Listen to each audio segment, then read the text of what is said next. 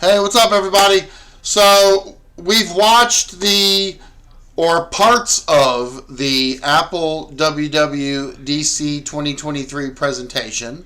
I showed you the Apple Vision Pro, as well as the parts on it of the Mac computers and the iPhone and all that. Well, here I'm going to give you my opinions on something that I've really thought about and I am very excited for. However, I don't necessarily see it being a rousing success. And I'm going to explain why I feel that way. So, I don't think it takes a genius to figure out that the last name you think of when you think of video gaming is Apple. And the last thing you think of when how do I want to video game is on an Apple Mac. What? I mean, it just doesn't exist. Apple has no reputation in the video game market. Now, they used to back in the 90s and even the early 2000s, as late as 2010. You could buy most video games had Windows ports and Mac ports for Mac OS. And I remember usually the games on the shelves, of course they were on discs, CD, DVD discs, whatever. And you popped them in your computer, and I guess it detected whether you had an Apple Mac or a Windows PC, and it would install the corresponding stuff in order to put the game in there. Maybe the disc had both versions of the game on it. I don't know. But I remember seeing Grand Theft Auto 4 at Walmart in the computer game section, and I remember the box said Windows XP, Windows 7, Mac OS. So it had both of them on there. And most games came on both up until around 2010. Graphics started getting better. The games started getting more and more intense. By the time the PS3 and Xbox 360 came out, Mac kind of had to take a back seat. I don't know why. Nobody knows why. We don't know the internals of the situation. But it looks like as the games got more and more intense, Mac OS was kind of backed off from. And everything started going to Windows only, and the rest is history. Mac just was not a gaming platform anymore. I think the newest game I have on my Mac is from 2013, DuckTales Remastered. I only have about 35 games in there, somewhere in that. So, and they're native, but they're all old games from like 2002, 2003, 5, you get my point. And with the new silicon computers, I've got the M1 Mac Mini from 2020.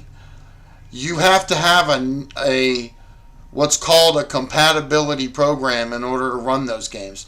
They don't just run natively right there off the computer, sadly. They were designed for Apple Mac, yes. They were designed and ported and all that. But they were designed for an older operating system. They're considered 32-bit. So I guess the Macs before these new ones with the M1s and M2s, they were 32-bit, and these are 64-bit. So when you click on the game natively without the compatibility program, it tells you that it's a 32-bit application and you cannot run it, call Apple's customer service, whatever. But then when you drag and drop it into this compatibility program, you click on it, it boots up right away. It takes that limitation away. And thank God for this. Unfortunately, due to legal reasons, I can't tell you how I got this, and I can't tell you where to get it, any of it. So I apologize for that. Just know that they're out there. So let not your heart be troubled. If you have a new Apple Mac, but you own old games digitally, you could still use them. You just have to find this compatibility program. And you can run them. Keyboard, mouse, or controller. If you could find one. I have a second PS5 DualSense controller. I have two of them because I have a dual charger dock. I wanted to get two controllers that I could dock on it and fully use. So, of course, I have one for my PS5 and the other one I use on my Apple Mac for the gaming on that. That way, I'm used to the controller that I'm using. So, yes, this news of gaming on Apple Mac, if they actually pull off what they're trying to, that will be fantastic. I use the same controller, so I'll be used to it that way, and it'll be great. But anyway, I digress. You know, like I said, the last name that you think of when you think of video gaming is Apple. And the last thing you'll ever think of is gaming on an Apple Mac computer. What is that? Now, I've done my homework. I've done my research. Apple has never been really friendly with video game developers. The reason that these games stopped being made for Mac looks like Apple has a control issue. They like to control things. And game developers don't like that. You know? They don't. So, it's probably for that reason that video games just cease to exist on the Mac. It's like a Sony Betamax situation. You know, the Betamax failed because Sony wanted to keep the technology to themselves, and if they did license it, they wanted an S-ton of money for it. Well, that's basically the way it is with Apple. For the video games developed for the platform, they would want a huge, outrageous cut for it, and the studios and developers don't want to pay that. Not when nobody games on the Mac. You know, I've looked at all the statistics and all that. I said earlier that till about 2010 or so, gaming on a Mac was a thing. But if you look at the numbers of people buying those games, the Windows PC numbers go up. The Mac numbers go down. And by 2010, it was laughable who was video gaming on a Mac. So, for Apple wanting all this money to port those games to the Mac, they weren't willing to pay it because they didn't have the customer base. It would cost them more to develop the game and sell it than it would be on the profit return. So it just wasn't worth it. So that's what happened. So now, of course, in recent years, video gaming has blown up with the advent of consoles and things like that. Now you've got the PlayStation 5 and the Xbox Series X and S. Those are extremely popular. Sony just sold 40 million PS5s. Fantastic. And one great thing about that is that Sony has a relationship with Apple in the sense of the PlayStation 5, you can remote play that to your Apple Mac computer, your iPhone, your iPad, and I'm assuming other Apple products that you would be able to do it on. I don't know what else you'd be able to do on, but the point is, it works fantastic with Apple. I have mine set up. My PS5 is in my living room. I can turn it on in there, go in the bedroom, turn on the Apple Mac, remote play it, grab the controller, and voila, I'm off to the races. And it's a full second screen. It's like having a second screen, like I said. It's fantastic. And everything runs flawlessly. which goes in tandem with what I'm going to get into here. So, just a few years ago, I think the computer I have was one of the first. The Mac Mini M1 from 2020 was one of the first computers that had the M1 chip in it. Now they have M2 chips. Those are even more powerful than the M1. But 3 years ago, there was only M1, and it was only so powerful, but none of that really matters, because what I'm about to get into is these chips are extremely powerful when paired with the CPUs and GPUs in these Mac computers. Developers have divulged information of running tests on these Mac computers of video gaming. There is one guy I watched on YouTube who was able to get Cyberpunk 2077 running on a Mac. Now, it wasn't perfect. It had stuttering issues and frame rate issues and all that. But to see how it ran was very impressive. I mean, it was great. And now they're talking about the M2s can handle 60 FPS, all that good stuff, 4K, 8K. They're even saying that the M2s can handle 8K. That's amazing. But anyways, so you saw the presentation. The company behind the games Stray and Death Stranding, Kojima Productions, I think their name is, they signed a contract with Apple, and they're going to be developing all their games day one for Apple Mac, as well as the consoles, PS5, Xbox, all that good stuff. They're just adding Mac as another platform. Now, for right now, they're playing catch-up. They don't really have any new games in the pipeline yet. So they're putting Stray and Death Stranding out on Mac during the holiday season 2023. Now, I already have Stray on PlayStation 5, so I don't think I'll be rebuying it for Apple Mac. But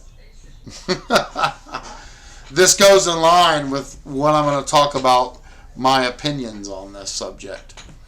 I love Apple, and I wish them well in this. I hope they succeed. It would be awesome to be able to video game on my Mac and consider that just as worthy as my PS5, That would be awesome. But I don't think it's based in reality, and I'm going to say why. Microsoft is a competing computer company. Okay? They're the ones behind Xbox. Now, yes, third-party stuff, you could bring it to Mac. I would hope there will be Mac exclusives, but most third-party stuff also comes out on PS5 and Xbox. That's just common knowledge. And don't forget I have a Switch too, but I would assume that having it on Mac is better than Switch. So if it was only on Switch and Mac and didn't have a PS5 port, I might consider buying it on Mac. But I think those instances are going to be very rare. Now, I don't see Microsoft selling their games or working in tandem with Apple to port their games that are on Xbox and PC over to the Mac. I mean, that would be helping your competition. That's not good for business, man. So, I think at best the issue is kind of moot. I mean, they could do it. They could create a video gaming platform with the Mac. But if you've got like a PS5, like I said, that's kind of moot. Because you're not going to get the Microsoft games that are on Xbox and PC, exclusively from them. Like, you're not going to get Redfall and Starfield on Apple Mac. That's just not going to happen. So at best, again, you've got a third-party platform, which is fine. I mean, look, not everybody wants a console. You know, some people might only want a Mac, and it gives them an option to play those great games on a Mac. And I'm for that. I applaud that. But again, we just talked about why games disappeared from Mac years ago. Because nobody was playing them on the Mac. So I don't see why they would today. You know, these PCs, these kids go out and they buy all these video cards, GPUs, CPUs, all that stuff, and they spend thousands of dollars doing it. I went to a local store here in Baton Rouge, and it was called Computer Heaven. And I gave them a list of what I needed. I gave them specs on some of the current video games and all that. They came out to the cheapest thing I could get that would run any of those games was $2,000. And they were games like Gotham Knights, Forspoken, Ghostbusters Spirits Unleashed, that kind of thing. Really heavy data intensive games. And the cheapest I could get away with getting 4K gaming was $2,000. Now, we all know, seeing the prices of these Mac computers are usually more than that. And the reason for that is because these Mac computers have really expensive, really high-tech, high-end stuff in them. You know, these kids that buy these PCs, yeah, they're buying all this stuff, spending thousands of dollars, and they're exchanging them out like every year or every other year because it keeps on advancing and they need something higher to keep up. Macs are not known to have that issue because they're very expensive and they're built to last at least a decade. I mean, you saw the prices in that presentation. They had a $6,000 computer. What? But that computer is going to last, whoever buys it, most likely a whole 10 years. You know, that's the thing. I've got 2 Apple TVs, one in my bedroom and one in my living room. I could have gotten a Roku. I used to have a Roku.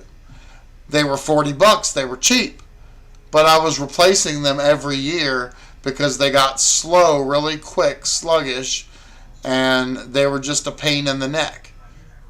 So I got the $200 Apple TV, and that I've never had to replace them. I have a 2016 Apple TV HD and a 2020 Apple TV 4K. And I've never had a problem with either of them. They're both extremely fast. They do exactly what I want. And va-va-voom. They work great. So that's what Apple is known for. Stuff that works, that is extremely powerful, and it just works. It's the best of the best. You go with the competition, you're going to be replacing stuff. And it's by design. That stuff is cheap because it's going to be replaced a lot quicker. Apple stuff is expensive because it doesn't die that fast. Now, that would be great for video gaming because you might get, if they could really pull this off, an Apple Mac would have the longevity of like a PS5 or an Xbox or something like that. Because it would last, most of those consoles don't even last 10 years anyway. So it would last longer than a console generation, to be honest with you. And that would be fantastic. Because that, again, is a step forward in video gaming. But again, with Microsoft being in the mix, I just don't see them being that successful in that area. I just don't. I wish them well, and I hope that they do succeed in this. But like I said, I already own Stray on PS5. I'm not going to buy it again on my Mac computer. And, I mean, again, I'm used to playing on a PS5. I love my PS5. I bought my PS5 for a reason. And, you know, games are guaranteed to run on that without having to tweak specs and all that kind of stuff. And because I only play... There is one advantage to Apple Macs, is that on PC, you do have to tweak the specs, go into the settings, change all the... I have this video card, I want to use this and this. You do that with PC. This is a good thing and a bad thing with Apple Macs. You can't do that. Okay? When you buy an Apple Mac, it's pre-made, much like a video game console. What's in it is in it. And it's going to run until it's irrelevant. But the good thing is it won't be irrelevant for at least a decade. But that means you can't tweak specs. I don't have those options on these games. When I boot these games up on the Mac, they just start running as if it was on a console. And, you know, you're off that way playing the game. There is no way to tweak the settings. Oh, I want to go into performance mode or graphics mode. There's none of that. They just run. Like I said, that could be a good thing or a bad thing, because the games, when they're native like that, they're going to have to run, right? So, you know, we're just going to have to see. It's a future thing. Right now, there's practically nothing on Apple Mac, really, as far as video gaming goes, for the current generation. So, we're just going to have to see. And like I said, I hope they do good. My hope is that there will be games that might be on Xbox that don't get PS5 ports, or maybe that only get a Switch port and a computer. You know, I hope there's games that will be, for me, exclusive to the Mac. But I really highly doubt it. I do. Because Nintendo makes their games for their Switch platform, and that's it. That's the only way to get them. PlayStation 5, of course, has their exclusives, and they don't even put those on PC until years later, if they even do. Some of them will never be on PC. Some are just console exclusives. And like I said, third party's great because, yes, third-party platform games go to all the major platforms. But if it comes out on the PS5, what's my incentive to buy it on Apple Mac? At this stage of the game, okay? Again, Apple is going to have to prove why you should play video games on their platform. That's something that they are going to have to prove to the public.